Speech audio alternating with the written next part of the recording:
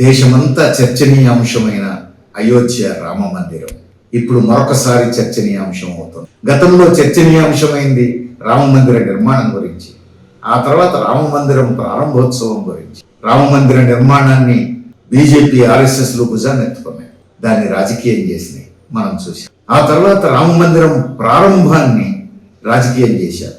అదొక మతపరమైన ప్రక్రియ, దైవానికి సంబంధించి నమ్మకానికి సంబంధించిన వ్యవహారంగా కాకుండా సాక్షాత్తు దేశ ప్రధానమంత్రి పోయి ప్రారంభోత్సవంలో ప్రముఖ పాత్ర పోషించడం అనేది రాజకీయ ప్రయోజనాల కోసం వాడుకున్నారు.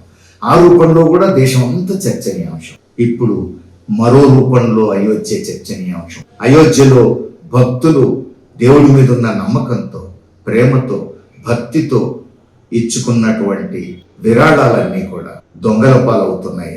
200 కోట్ల రూపాయలు భక్తులు హుండీలో వేసినటువంటి డబ్బు, బంగారం, వెండి రూపంలో వేసినవన్నీ మాయమైనాయి అని చెప్పేసి ఇప్పుడు దేశం అంతా చర్చ.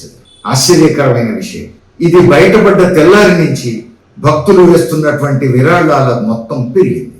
ఆ నెక్స్ట్ డే నుంచి ఎందుకు పెరిగింది? అప్పటిదాకా ఎందుకు తక్కువ ఉంది అంటే, అప్పటిదాకా రోజు కొల్లగొట్టినటువంటి వాళ్ళు గుట్టు బయటపడ్డదనగానే ఆ పని ఆపారు. దాంతో అసలు విరాళాలన్నీ స్పష్టంగా కనబడుతున్నాయి. అంటే కొంతమంది కొల్లగొట్టారు. సాక్షాత్తు అయోధ్య రామాలయంలో రాముడి సన్నిధిలో హుండీ నుంచి 200 కోట్లు కొల్లగొట్టారు అనేది ఇప్పుడు దేశం అంతా చర్చనీయం. దాని మీద వెంటనే ప్రభుత్వం విచారణకు ఆదేశించినట్టు వార్తలు వచ్చినాయి, సిట్ వేసినట్టు వార్తలు వచ్చినాయి. కానీ ఆశ్చర్యకరంగా సిట్ ఏమంటుంది, 7 కోట్లు తప్పుదారి పట్టినాయనే ఆరోపణ వచ్చింది, దాని మీద విచారణ జరుపుతున్నామని. 200 కోట్లని దేశమంతా కొడీకొస్తుంది, కానీ సిట్ మాత్రం 7 కోట్లు అంటోంది. అంటే మరి మిగతా 193 కోట్ల సంగతి ఏమిటి? అవి పంపకాలకు వాడుకొని ఈ 7 కోట్ల పేరుతో తతంగం నడిపి క్లోజ్ చేయడానిక? ఈ అనుమానం భక్తులకు కలుగుతుంది, ఈ అనుమానం దేశంలో పౌరులందరికీ. కాబట్టి 200 కోట్లు అనేటువంటి దానికి ఒక అంచనాకు ఒక ప్రాతిపదిక ఉంది. సరిగ్గా ఇది బయటపడ్డ తెల్లారి నుంచి విరాళాల మోతాదు పెరిగింది. అంటే ఆ డిఫరెన్షియల్ అమౌంట్ అంతకుముందు ఎన్ని రోజులు లెక్కేశారు అనే దాన్ని బట్టి ఎంత అనేది మనకు తేలిపోతుంది. రఫ్గా ఆ అంచనా ప్రకారం 200 కోట్లు అని అనేక మంది లెక్కలు వేసి ప్రకటించారు. మరి ఆ 200 కోట్లు ప్రాతిపదికగా తీసుకొని విచారణ జరపాలి కదా. 7 కోట్లని ఎందుకు అంటున్నారు? ఇది అనేక అనుమానాలకు అవకాశం ఇస్తుంది. వీటిని స్పష్టం చేయాల్సిన బాధ్యత, వీటిని క్లారిఫై చేయాల్సిన బాధ్యత ఆ రాష్ట్రంలో బీజేపీ ప్రభుత్వాన్ని, దేశాన్ని పరిపాలిస్తున్న మోడీ ప్రభుత్వాన్ని, సిట్ది. ఇప్పుడు మరొక అంశం. ఆశ్చర్యకరంగా దేశమంతా ఇది చర్చ జరుగుతూ ఉంటే ఈ బీజేపీ, ఆర్ఎస్ఎస్ ఇలాంటిది ఒక పెద్ద పరివారం ఉంది. రకరకాల సంస్థల పేరుతో రకరకాల వ్యక్తులు ఆపరేట్ చేస్తున్నారు, చూస్తున్నాం మనం.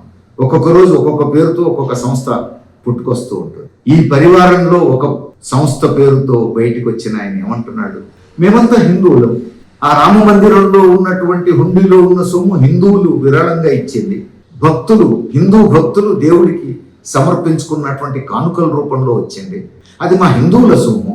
హిందువుల సొమ్ము హిందువులు తింటే మాకేం ఆందోళన లేదు, మాకు లేని ఆందోళన మీకందరికి ఎందుకు అనే పద్ధతుల్లో మాట్లాడుతాం. ఎంత ఆశ్చర్యకరంగా ఉంది. ఆయన హిందువు కదా, ఈ మాటలు అంటున్నాయన హిందూ సంస్థకు నాయకుడిని చెప్పుకుంటున్నాడు. ఆయన ఇంటిలో ఒక 2 హిందూ దొంగలు పడి దొంగతనం చేస్తే, నేను హిందువును, నా ఇంట్లో సొమ్ము దొంగిలించిన వాళ్ళు హిందువులు, ఎవరికి బాధ అవసరం లేదు, పోలీసులు కూడా పట్టించుకోవాల్సిన అవసరం లేదని అంటాడా? చాలా ఆశ్చర్యకరమైన వాదన. అంటే మతం పేరుతో రాజకీయం చేయడం తలెక్కెక్కితే ఎంత వితండవాదం వస్తుంది, ఎంత తప్పుడు వాదనలు వస్తాయి, ఎంత బాధ్యతారహితమైన వాదనలు వస్తాయి అనడానికి ఇది ఒక ఉదాహరణ. ఏమైనా ఈరోజు అయోధ్య రామాలయం ఈ రూపంలో దేశంలో చర్చనీయాంశం కావడం అనేటువంటిది ఎవరు కోరుకోవాలి. కాబట్టి ఖచ్చితంగా అక్కడ జరిగినటువంటి విషయంలో 200 కోట్ల రూపాయలు కొల్లగొట్టారు కొంతమంది అక్రమార్కులు అని వస్తున్న ఆరోపణలను ఖచ్చితంగా తేల్చాల్సిన బాధ్యత ప్రభుత్వాన్ని, వాస్తవాలను నిగ్గుదేల్చాల్సిన బాధ్యత ప్రభుత్వాన్ని. తప్పు జరిగిందని తేలితే అందుకు బాధ్యులైన వారిని కఠినంగా శిక్షించాల్సిన బాధ్యత ప్రభుత్వాన్ని.